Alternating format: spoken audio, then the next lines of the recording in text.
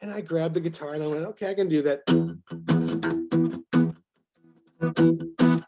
He's like, no, this. No chugging.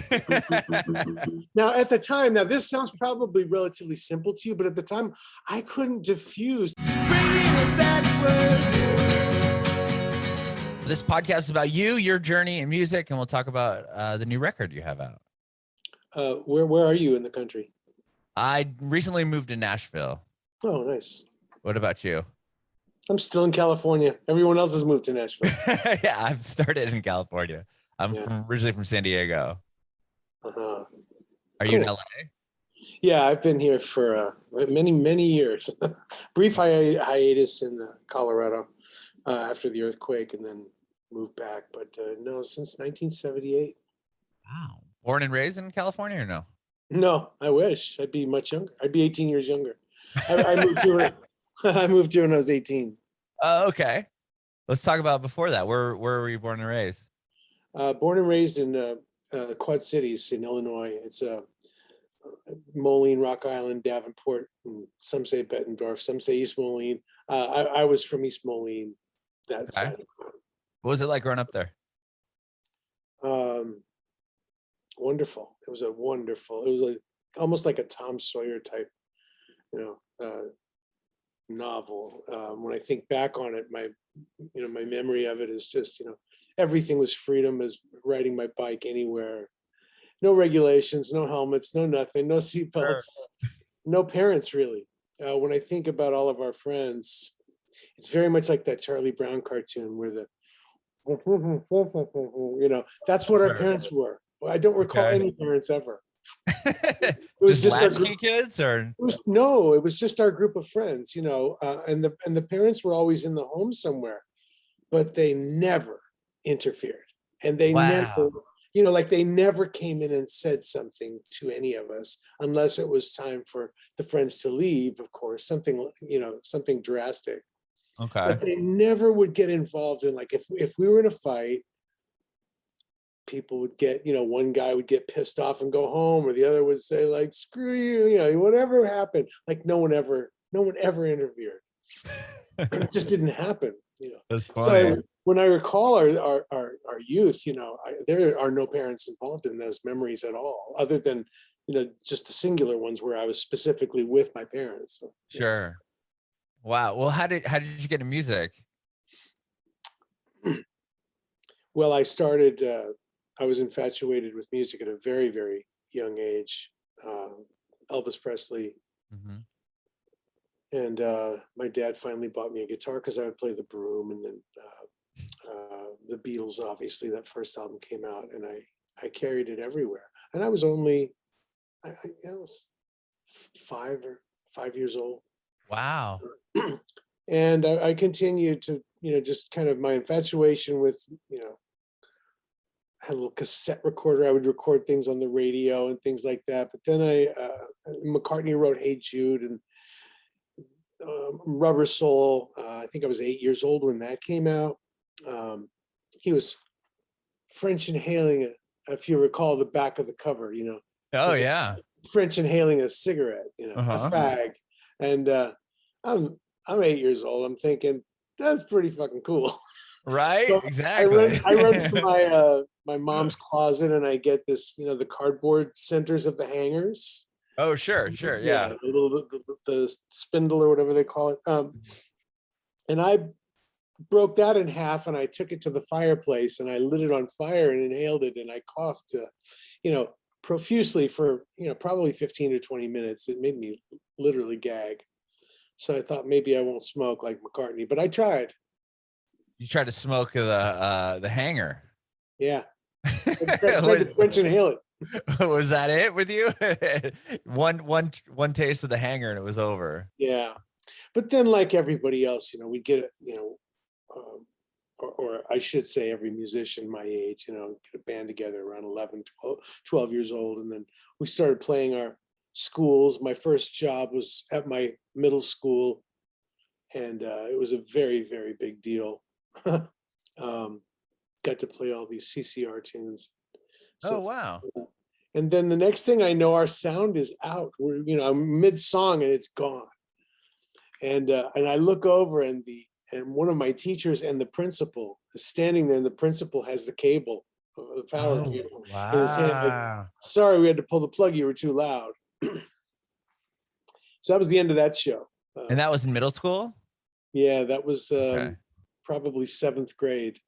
Well, you said that like the parents just kind of let you kids do what you were gonna do. So did that make it fairly easy to practice some at people's houses, or like It how did did. you were they just like group of friends that knew a kid that played drums and a kid that played bass, and how did the original band kind of form? Well, at that time, if a guy had a drum set, well, then he was the drummer. Right, right, of course. And even progressing from there, like if somebody had the van, well, they were going to be in the band somehow. And if they had no musical talent, they'd be the light guy or whatever. But Right. anybody with a van was valuable. No, it was a really fun time, and then a challenging one too, because at that time they didn't have the Zoom that you probably grew up with or whatever, like Like a all the Zoom music. recorder? No, all the charts were wrong. Like Oh, got it. the level of Zoom that you guys have is like, you'll get in and find out where every major 9 chord is, and like, no, that's 11, right? Like, listen closely. Like, no, that's not a hi-hat, that's a tambourine. Like, everything is so dissected properly now, whereas before, 60s, 70s, it's like, I'd get the sheet music to Horseman with No Name, and I'd go like, this doesn't sound like Horse with No Name. It would be, oh, I don't have my guitar. I'd show you kind of an example, but it would be close, but no, so we had like Muzak, Okay. Muzak was in elevators and doctor's office and things. And then the charts would all almost reflect that. Oh, sorry. Sorry, that's my sister. Oh, good. Charts would almost reflect that Muzak more than the real thing, because there weren't people that were doing sheet music. They were an older sect, right? So they weren't into this popular music much. So they just kind of churn it out and turn and burn it. Mhm. So what we got and what we had access to was just listening to the radio. And if we had, the opportunity to record it on a cassette, then we could do it over and Gotta over and learn over it that by way. ear. Yeah. Okay. And then you'd get together in a band rehearsal. And since living in the Midwest, there were no professionals to teach you how to rehearse either. And so it was really just like natural selection. The leader would emerge. And no one would ever call him the leader, but everybody would look to him like, when it was time to when there was a problem. They knew who to look to. Yeah, yeah. And those were really fun days because, and I talk about this a lot now, they were fun days because there was no business involved yet. We were too young, and I Mhm. lived in an area where there was no music business anyway. So the greatest carrot dangling for like, why do you want to do this, was just like, I want the girls to like me, I want to be cool. I want to sound as good as those songs on the radio one day. Like, hopefully I could be that good. That was really the carrot, and that was quite an incentive. Mhm. And then moving to LA years later, and then when I was 18, and then kind of working my way into the music business. Did you move to LA to pursue music? I did. Okay. So you knew that this is what you wanted to do when you were, yeah, before you were 18, and you had a plan to how'd you get to LA? I sold my car and I got a plane flight. Oh, wow. And you just flew out, what, one-way ticket, and then you One way land in Los ticket. Angeles, and then what do you do? It was a propeller plane too, like a Oh my United gosh. flight with 100 and something people on it, but it was propellers. Hard to believe I'm that old. I can't believe you made it from Illinois. Yeah, it was quite a journey, and it was a fluke. I was coming out to visit a buddy for a month, and hopefully to get something tangible for myself. Mhm. And he just happened, his name was Joe, and he happened to belong to the Musicians Contact Service, which was a little trade magazine. You could find band members or sell equipment or any number of things. It Okay. was before the internet, so this is the way the musicians communicated. And a guy was looking for a guitarist, which my friend was, but the guitarist needed to sing, which my friend did not. And so he Okay. passed the phone over to me, and as a complete fluke, and I had just gotten there a week earlier, just gotten to Orange County to stay with him for a month, 1 week earlier, and I'm on the phone with Moon Martin. Moon Martin was on Capitol Records. Mhm. So the next thing I know, they're picking me up and bringing me up to Sun Valley, and then I'm rehearsing with them, and I got the job. And it wasn't a month later, I was in Europe touring. Wow. And another irony to that was that I was the midnight special was on every, I believe it was every Friday night, Saturday night or Friday night. Don Kirshner's was one night, and then midnight special was the other. But I think it was Friday night. And religiously, that's the show you would watch. They had everybody from Sly and the Family Stone to Fleetwood Mac to Elton John. All the stars were on that show. I'm sure you've seen clips. Yeah, from yeah, no, I know exactly what you're talking about. And so I'm here, and a month later, I'm touring Europe, and we're on the midnight special. Wow. It was a pinch me kind of moment. It wasn't making any money, but I was doing some really, some things I just only dreamed of. Mhm. So we did that show twice, and toured quite a lot. I had toured as a sideman quite a lot before I became a solo But artist. both times you played it with Moon Martin? Yes, Okay. yes. I had to Cool, think cool. about that. Did a lot of TV shows with other artists. In fact, Right, right. I just saw one on the internet yesterday of me with Dwight Twilley on American Bandstand because the keyboard player had just passed away. Oh, And wow. it was very, very sad. Kevin McKelvey was his name, and he played with Dwight, and I just learned of his passing. So, Yeah. So, life wow. goes. So you played with Moon Martin for a while, and then you at that point you started to pursue a solo career after that? The solo career was really by default. Okay. I was a band guy, tried and true. I was born that way. In my town, which was a very blue collar Midwestern town, to even think of yourself as a solo artist is like, dude, really? You didn't do those kinds of things. Okay. So I had the band mentality, but I couldn't get anybody to play with me. Like I wasn't a real like street kind of guy hanging out at all the clubs, and I kind of lived in the valley, and I was really working on songwriting. And when I wasn't doing that, I was touring. So Mhm. I never got into that LA street scene or anything like that, which I was kind of glad about, because a few years later, then there was all those bands like Poison and Rat and that whole Sunset Boulevard scene. And I was so far removed from that, I would just kind of look at it almost like, I thought, what are these comic book characters on Sunset Boulevard I see all the time, Right. So I was never a part of that. I was just a songwriter, and that's all I cared about doing. I would come home and get in my bathroom where it sounded good, sit on the floor, and then just write, just constantly write and write and write and rewrite. And now I've lost your question, of course, by Oh, it's curious. Like, digressing, but yeah. So you, after playing with Moon Martin for a while, then you joined another band, right? The Records.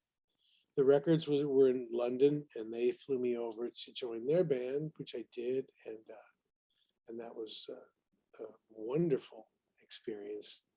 To get to have the kind of practical of not being English, but feeling very much English in this band, because the other three were, and we were living in London and rehearsing in London, playing all the British shows and shows around the UK, and they were really good. They were really good, and that it was a great learning experience on the writing front, because Moon, see, where I came from in the Midwest, it was a pretty much rock, and then Mhm. prog rock, Okay. Sure. and then soft rock.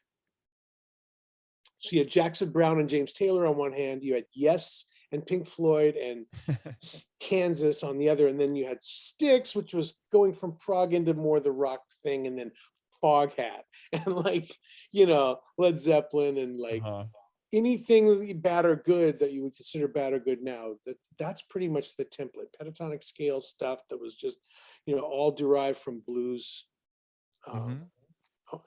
You know, in all three genres pretty much, except maybe prog. And then so I got out here and I thought I was getting pretty good, and I'm with Moon Martin, and Moon says, well, first of all, I need to see if you can play the music. And I said, well, I'm pretty sure I can play it. I heard some of it on the, you know, you sent me the record. He said, yeah, but I need to know you can play it like you need to play it. So he showed me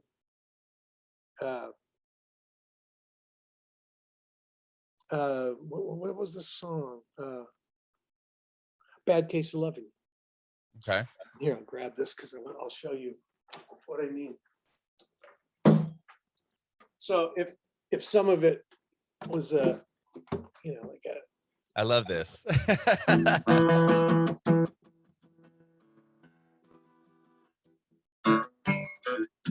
So that was Bad Case of Loving You, right? And I'm like, well, that's easy. I can do that. And I went. It's like, okay, now in the verse, I want you to just do this.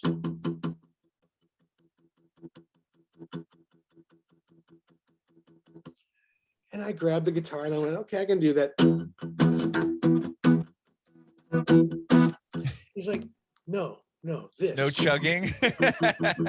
Now, at the time, now this sounds probably relatively simple to you, but at the time, I couldn't diffuse the difference of what he was, you know, well, what are you trying to say, Moon? Like, it took me maybe a couple of minutes to even really process that. No, he's like, dumb. I want you to be dumb.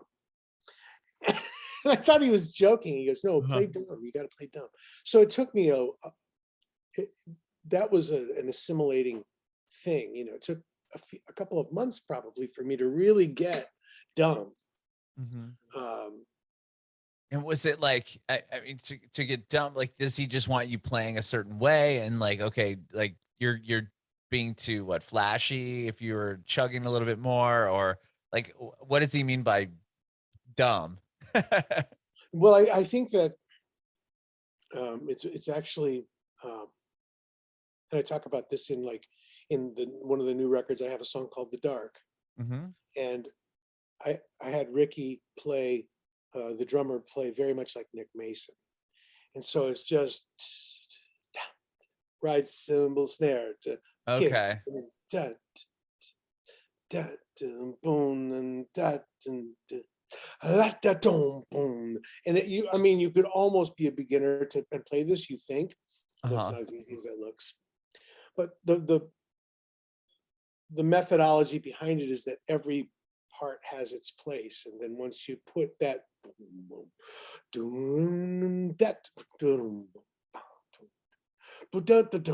so now you've got the part two with that simple drum part, and these cogs all start making this wonderful clock.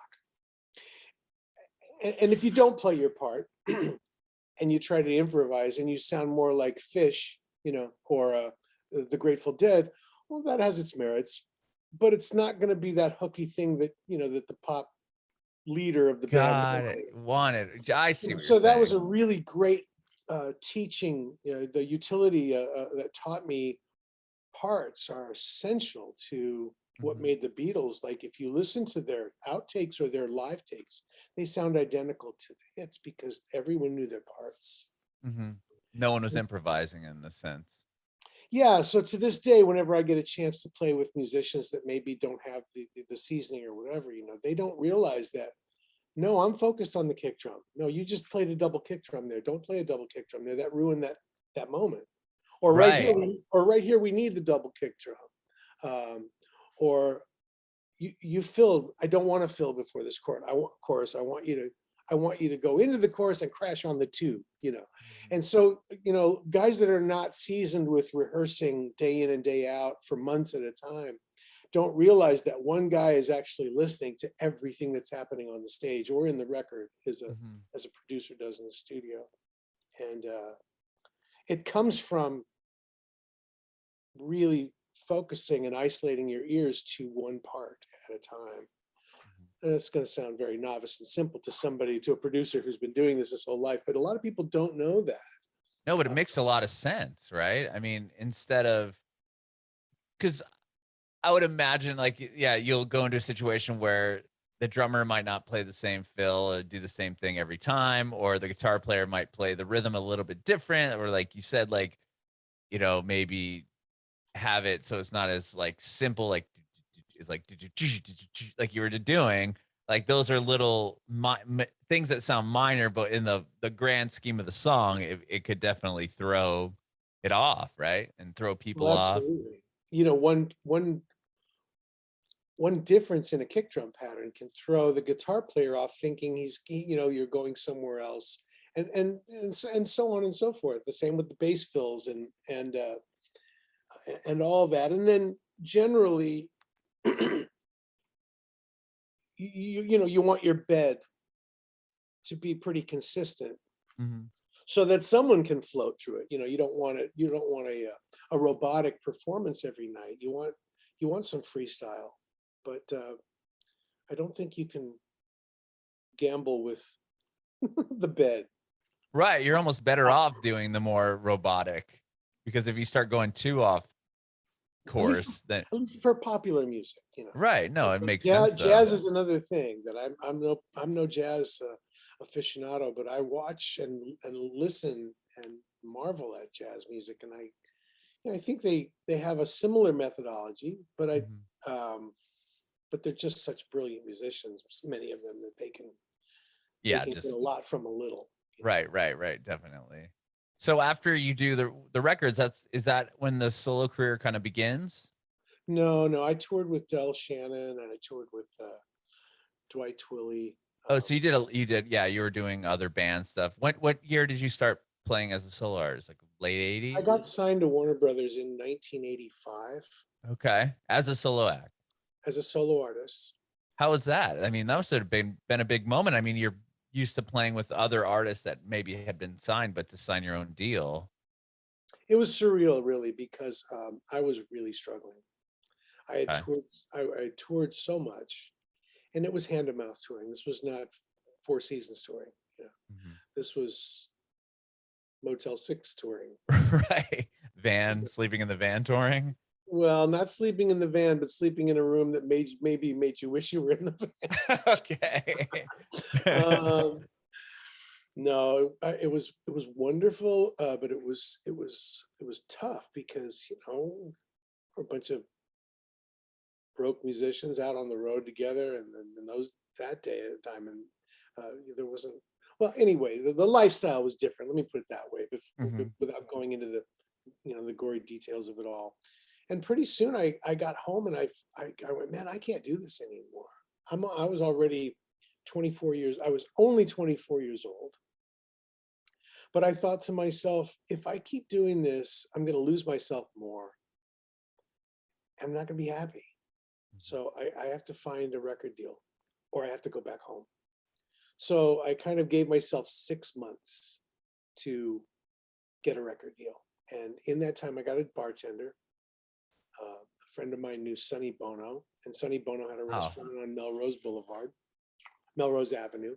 And I got a job as a bartender there. And in my 6th month, I got my record deal on Warner Brothers. So it really literally felt like the hand of God just came down and said, here. So I was, for all intents and purposes, kind of broke. And I find myself on Warner Brothers. And that must have been life-changing. No, it was not. Really? It was a $40,000 check in which I had to pay my lawyer and taxes. And I found myself broke relatively soon with a record deal, Right. And so I'll never forget, after my first record and while I was working on my second one, Michael Bay, the director. Yeah. Well, he was like a friend of my girlfriend's friend. My girlfriend had a girlfriend who went out with Michael Bay. Michael Bay was like this rich kid from Brentwood, Oh, really? I didn't know that. So I guess he hears like, oh, we're going over to Jude Cole's house. Yeah, he's an artist on Warner Brothers. And Michael Bay was like, oh yeah, okay, cool. So they come to my apartment, and he walks in. And I'm probably 26 or 27 at this point, and he's probably, well, I would say 5 or 6, maybe 7 years younger than me. Okay. And he walks in and he looks around and he goes, huh, "You live here?" And I went, "Yeah, I live here." He goes, "Whoa, I can't believe anybody lives here." And that was kind of an awakening to like, oh wow, yeah, okay, maybe I should. Maybe I wish I had more. I haven't Right. heard from Warner Well, Brothers. he probably Yes, assumes, right? You're like, oh, this guy's signed to Warner Brothers, and he's probably expecting to walk into some mansion in the Hollywood Hills. yeah. And he's like, wait, Walk what? in my- You're you signed walk to in a my- record label? And But I I guess thought, that's the more reality of the whole thing, right? yeah, well, and I thought my apartment was pretty nice. I'm sure it was, I was but pretty if proud of from it. a rich kid from Brentwood comes there and it's like, oh, all snooty, Yeah, totally, totally. right? Yeah. And I don't think he meant to be, but it was just something that came natural for him because he came from such Right. know, If you I mean, came from one of money, the right? wealthiest areas in Los Angeles, and so Sure. I felt very self-conscious after that. I was like, man, I gotta work harder. So I did, and because my first record came out and didn't do much, was Okay. what they would call lost in the Warner shuffle. Meaning I didn't have a lot of clout. I didn't have a big hit single that anyone could go, we know we can run with this. So Mhm. they kind of just let it go on its own and then I kind of got the feeling I might lose my deal. And so I thought I needed a heavier manager to help me through this. And I went and found a guy named Ed Leffler, who was Van Halen's manager, and he managed me. And Wow. that did help. And I found a new producer, and that was David Tyson. And David came over, and together we were really in sync musically. And I think we made a real good record. It was called A View from Third Street. Hmm. And that was a very fun time. That was a very good record. And before the record came out, that song was all over the radio, all over the country. Wow. Baby's Tonight, the first single was, Yeah. it got to number 4 on the pop charts. Was that your first song that you ever had on the radio? I would imagine, right? Absolutely, yeah. What was that like? It Hearing it was on the radio for the first time. it was magic. It was like you keep waking up in the same good dream, you know. And you turn on the radio and it's on, you know. Wow. And I'd fly across the country. Now I don't know I don't even know if I could find anything that does this to this day, but I had a Walkman, Uh-huh. with a cassette player on each side. So it was a double Walkman I where you could record one to the other. And it also had a radio in it.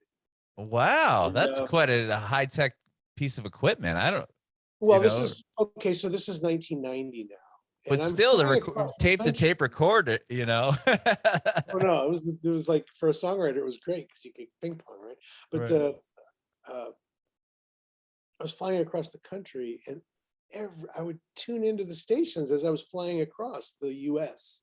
And I'd hear "Baby It's Tonight." Like seriously, by the time I got to New York, like let's say I'd hear it like 10 or 15 times, and just flying across the U.S., you pick up these radio stations. So, Mhm.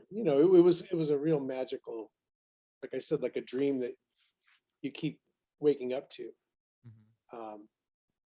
And then again, it was a bit of an awakening on the financial side. I had made a publishing deal that was a bit of a life changer at the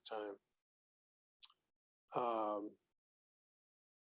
But the record sales were not, like I wasn't a household name and I wasn't selling millions of records. And my manager didn't want me to tour, so I did a lot of promotional touring. Did 7 straight months of promotional touring, which is basically, visiting every radio station in the country Right. and bringing. Why didn't you want you touring? That doesn't make sense to me. I think in retrospect, and he's deceased now. I think in retrospect, I think he wanted to wait until I could play the theaters and then and larger, Larger rooms. bring in the right amount of money to make it worthwhile. Now I became a manager years later, and I kind of disagreed with that sentiment. Excuse me, but que sera, sera, whatever. It is what it is now. Right. And I did not like touring. So it Okay. was music to my ears. That Kind of worked out for you. You're like, wait, you don't want me to tour? Perfect.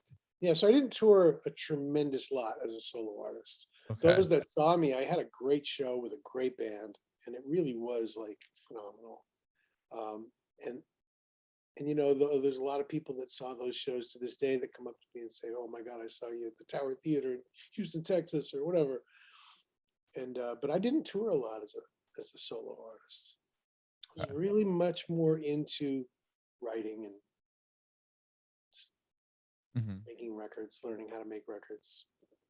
And you made records for 10 years, right, as a solo artist from 1990 to 2000? I did, and I still do. Right. Yeah. We'll talk about the one that you just put out. But But I think like having two kids changed my priorities. okay. Yeah, it's kind of irresponsible for me to think that I can just you know take the roll the dice and take the gamble on whether I can sustain myself as a musician and an artist with two kids. Like, I got to put food on the table. I didn't have a backup. Mhm. So I became a manager. And how did you, and you started managing Lifehouse? Was that the first band you managed? Mhm. And Uh, how do you well, find? Or no, Lifehouse sorry. and Lifehouse and a young singer named Lindsay Pagano. I got them kind of record deals. Lindsay with Warner Brothers and Lifehouse with DreamWorks. And And how do you find like both these artists? Are you going out to shows in LA and trying to like kind of scout people, or how did that all happen for you? they find you. Okay. Ron Aniello, the producer of the first Lifehouse record, was one of my best friends, and he played me Jason's voice, and I just went, well, I think I can get this signed. If I can get it signed, I'd like to manage it. Mhm. And Lindsay was the same thing. She was a 13-year-old singer that I said, well, she was singing at her own birthday party, but it reminded me of Michael Jackson, and so I went home and I wrote some songs for her, and then I flew her to Los Angeles with her family, and put them up in a hotel, and then she got to sing with me in the studio, and then I shopped those 3 songs as manager, and got her signed to Warner Brothers. And so Wow. that was kind of the first my introduction to being A manager. really my own little miniature entertainment company, with me writing the songs, producing the songs, and then shopping them as manager, and then negotiating the deals and doing all of that. It was really like, I think it was born out of an era where I just said yes, Uh-huh. and then would figure out whether I could do it or not.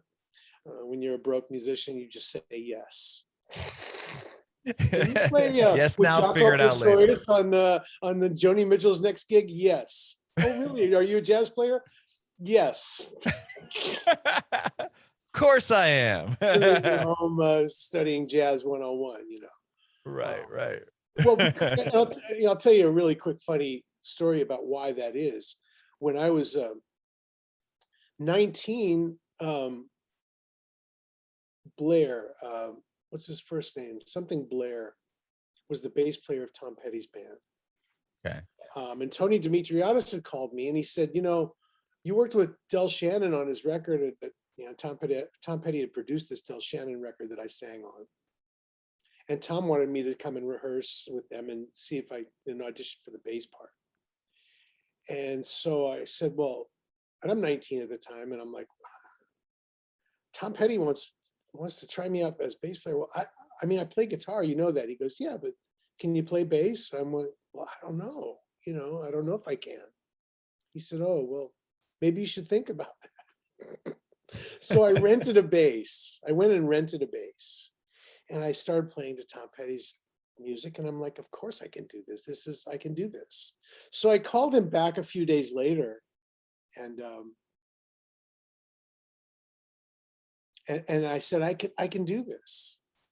And he said, oh, well, yeah, your friend, Howie Epstein. Howie was a songwriting friend of mine.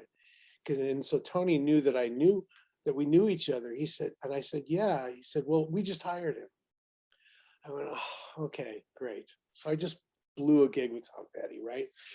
Ironically, then I get a call from the road from Howie Epstein, who happens to be out with Del Shannon playing bass at the time. And he said, Jude, can you do me a favor? Oh my God, please.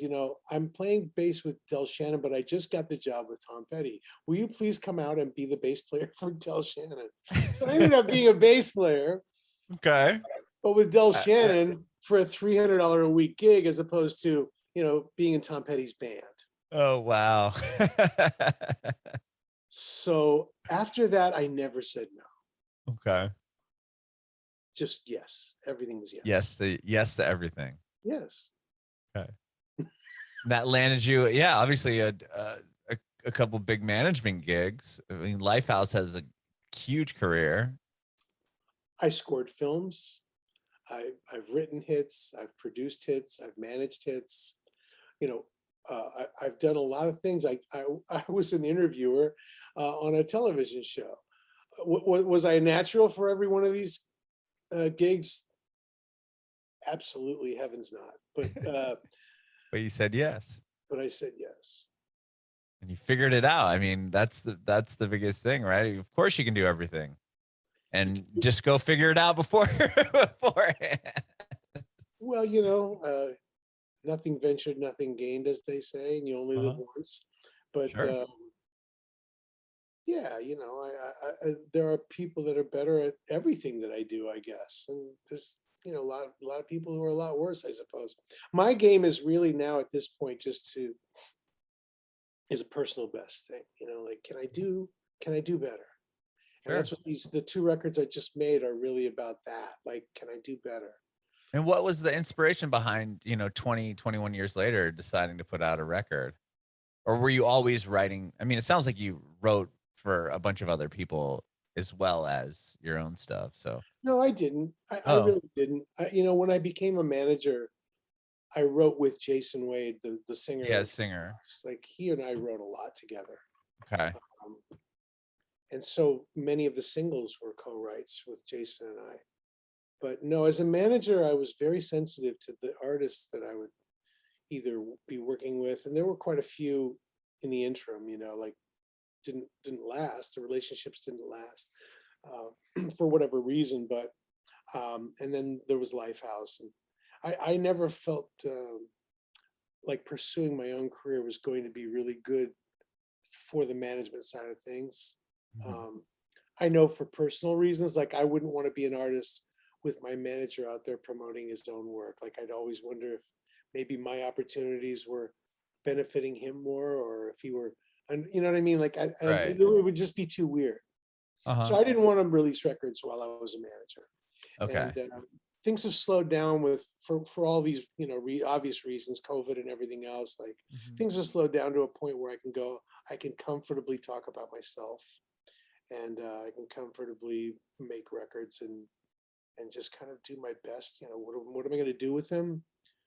Like, what does a painter do with his work? Does everything go, on Times Square, or does everything go in a New York gallery? Or, sometimes you just paint to have a beautiful picture, and then, maybe one day somebody recognizes it as being a cut above the rest, or maybe not. But I think my work is really good, and I'm really happy with it. In fact, there are some songs on Coup de Monde that I think are probably the best songs I've ever written. And then the Coolerator record, which is Covers album, right?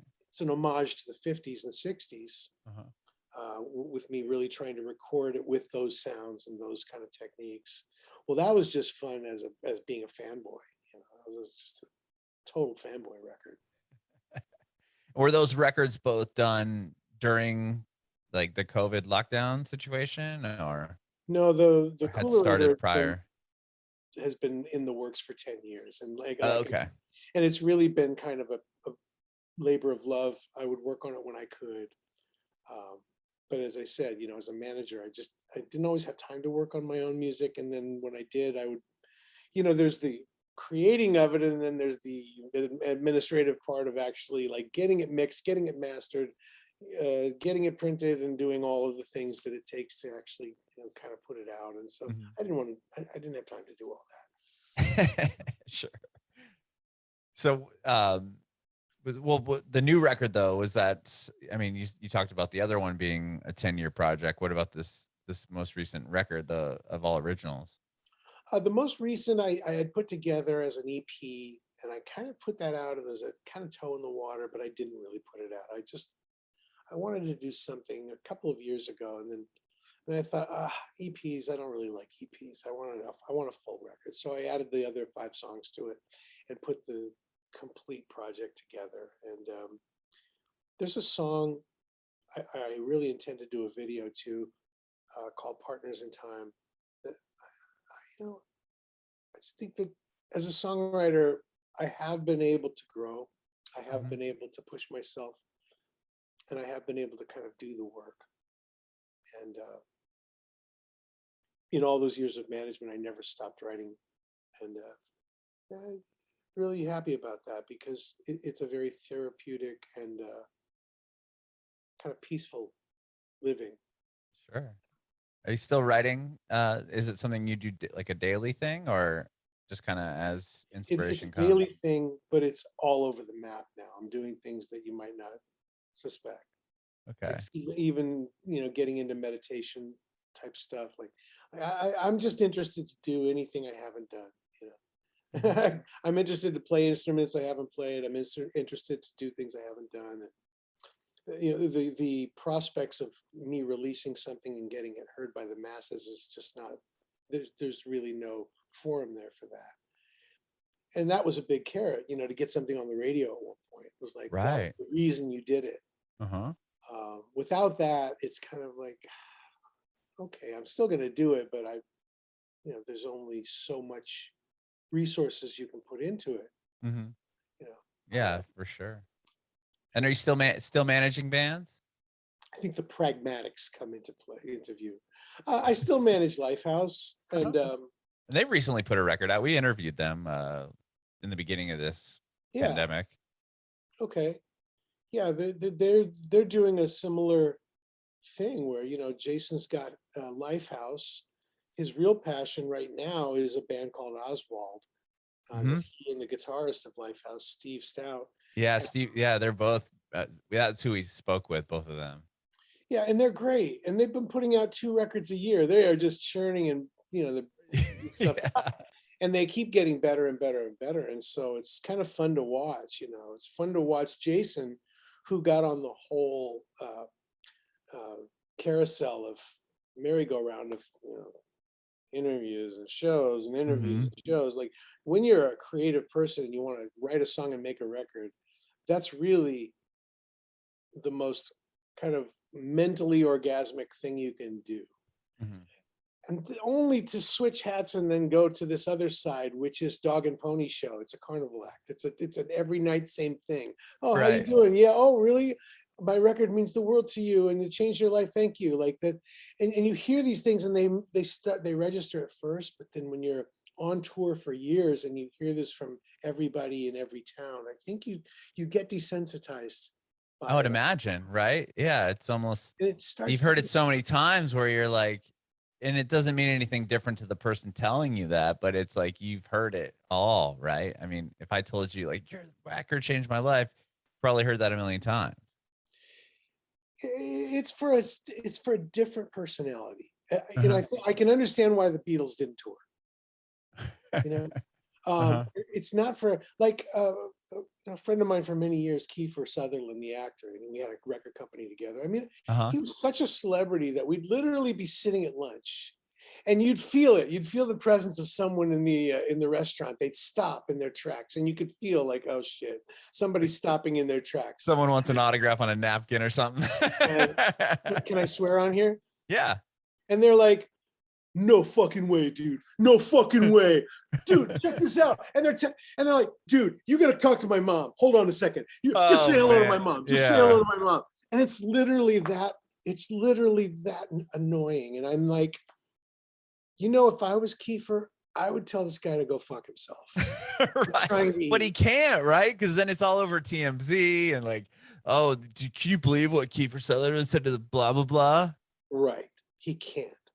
And so you become, I think you become this person who's always kind of miniaturely running for president. Right. It's a No, for campaign. sure. And that life is something I don't have anything against it for people who enjoy it. I don't. I think it's a wonderful thing if that's the way you're wired. I couldn't do it if my life depended on it. I couldn't do it. And so, you know, like to each his own, and it takes all kinds and all that, you know. It's just not something that I was cut out for. I like privacy far too much. I live up in a mountain where nobody is near me, and you know, I that's just the way I am. I don't like intrusion, Sure. especially when I'm eating. Yeah. Yeah, right. You're at a restaurant and 100 people come talk to my mom. That's a good one. That's probably something that you've seen 100 times. To my voicemail. Yeah, there used to be, remember that Robert Smigel, the comic on Saturday Night Live, he would do the comic strip thing. I always laugh because he did this one with Madonna, you know, where she's doing her little dance thing for like music or whatever, music. And this kind of foreign guy walks up to her and says, can I please have your autograph?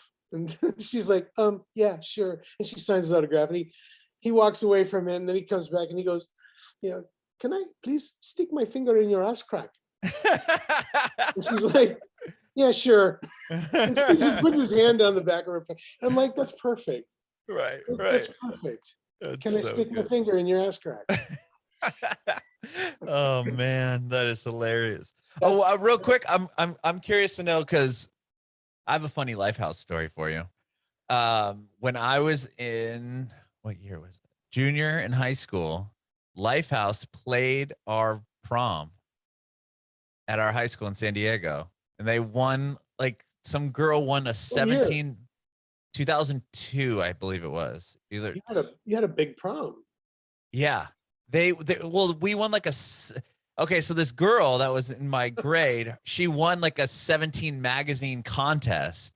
I don't know if you remember this. And they came and they played our high school prom. It was just so like speaking to the like a million things that they have to do as artists that you probably don't want to do. Showing up and playing some high school prom probably wasn't on the top of their list. Well, you know, Jason and the guys that were very successful, they had they have a greatest hits record that would surprise you, you know. Right. No, they have so many songs you wouldn't realize.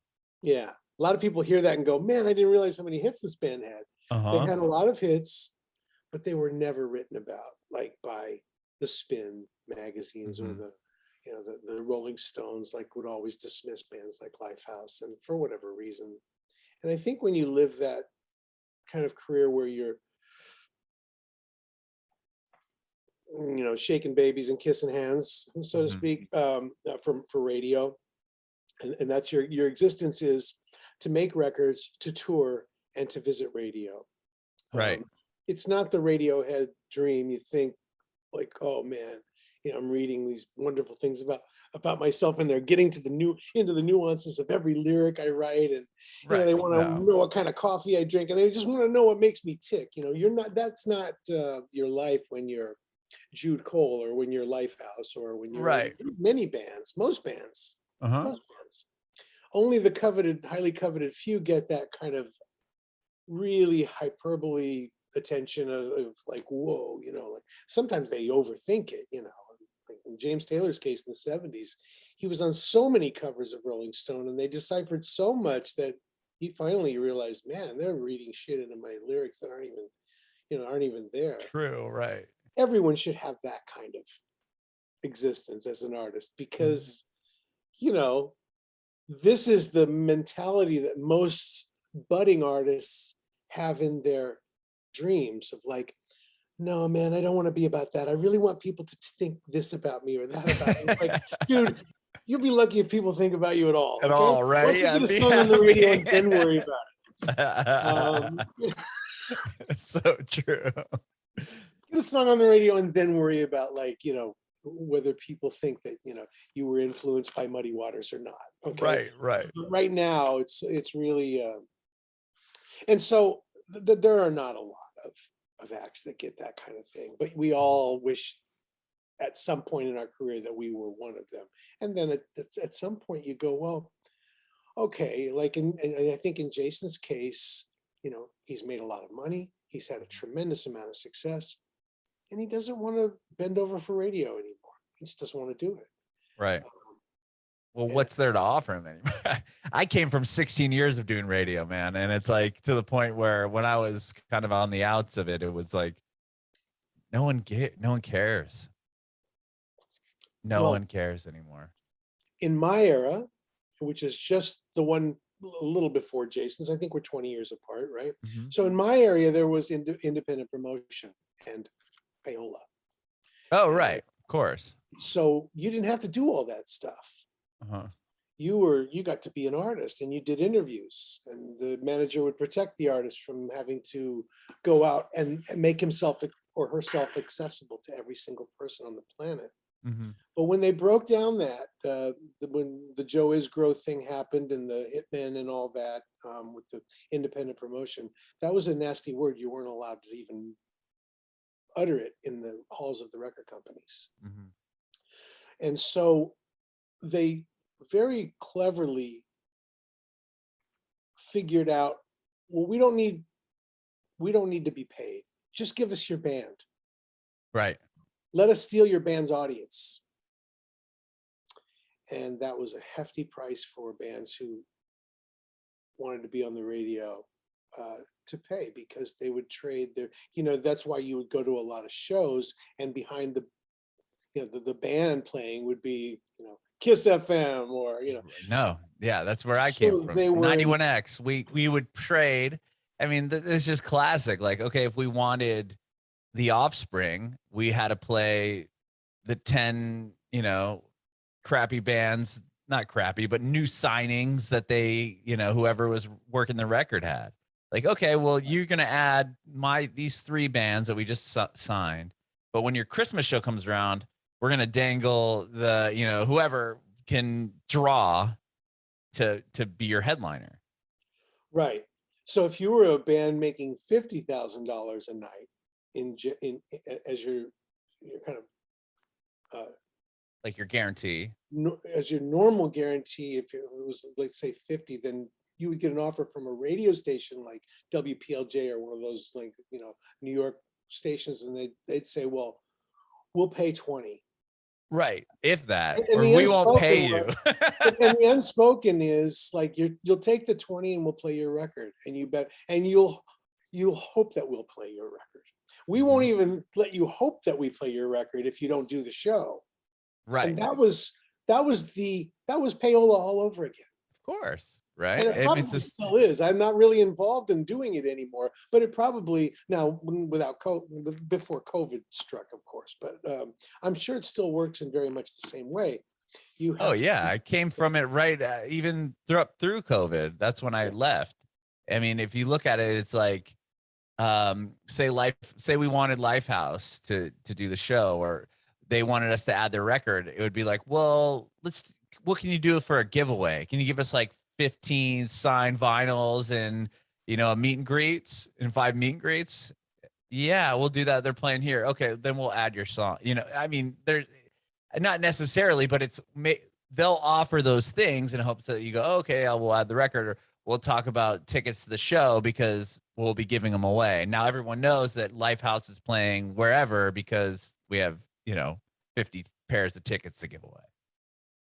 Exactly. That's right.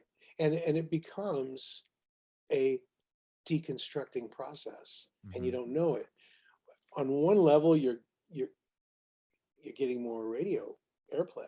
You know, people are aware, but their awareness of your band is going in the wrong direction because you're looking like radio horse. That's a really tricky thing to straddle. And so it's damned if you do and damned if you don't. So what was the trade-off? Okay, you could be a band that had a lot of radio success, which is great because radio success will pay you for the rest of your life. Right, of course. or you can be a band who's going out and selling the arenas, which is great because you're making so much fucking money in the arenas Right. that maybe you can retire and never have to work again. Right. None are foolproof. Mm-hmm. None are guaranteed. Right. And so you have to just kind of go with your instincts on what kind of an artist do I have. As a manager, you go with the instincts of what kind of an artist do I have here.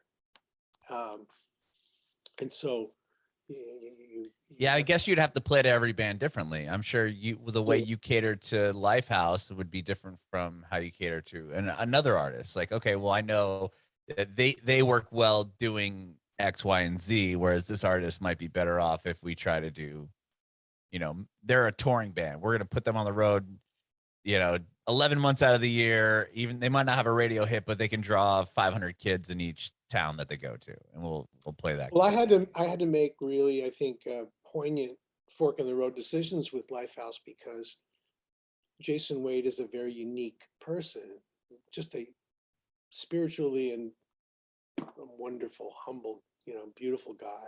Mm-hmm. The reluctant star, if ever there were one. He doesn't have any interest in being a star. So when you have a personality like that who has no interest in being a star, you have to know, like, stardom doesn't happen by accident, and if it does, it doesn't stay. You have to want to be a star really bad, and you have to really want it even more than that to keep it up. So I thought, I really have a radio band here. He likes the touring, okay, but he wasn't a showman, and like he wasn't setting his hair on fire and coming down right in a water balloon, and like he wasn't doing anything. He was just playing his shows and doing them very well, but he wasn't a real showman.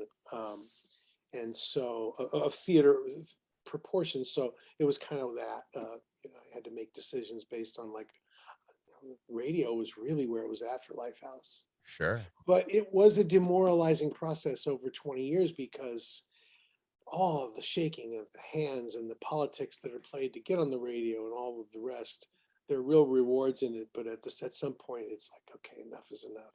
And I think, Lifehouse has done a great job. They've done just a tremendous amount of touring, a tremendous amount of radio, and yeah, super hardworking band for sure.